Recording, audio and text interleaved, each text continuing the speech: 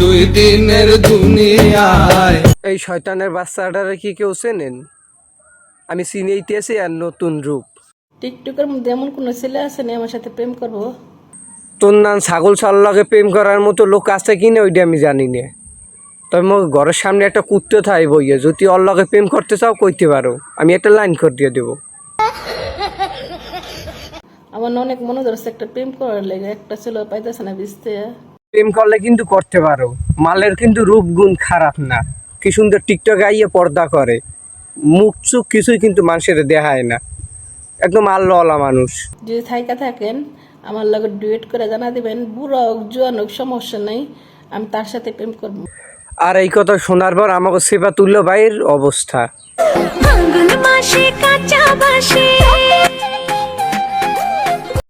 আর তারে দেখার পর আমাকে ডিপজল ভাই তারে কি বলে, আই লাভ ইউ, দিল তো পাগল। আজকে আমরা তার আসল রূপ দেখামু। আমি বিশ্বাস করি না, আমি বিশ্বাস। থাক ভাই, আপনি বিশ্বাস না করলেও কিছু করার নাই, আমার দেখানি লাগবে, দেখলে এমনিতেই আপনি বিশ্বাস করবেন।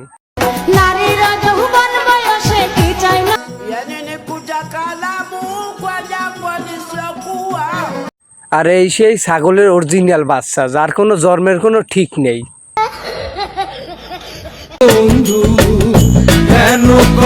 যে এই জিনিসটা আল্লাহ তোকে সামিল লইগে দেছে, ওই জিনিসটা কে তোর পাবলিকের দেখাইবি কে? তোর শরীরের মধ্যে আর তোর দাপট আয় কুমির দে। দেখছেন জন্মের পর হইতে কিডনির ট্যাবলেট না খাইলে কেমন অবস্থা হয়।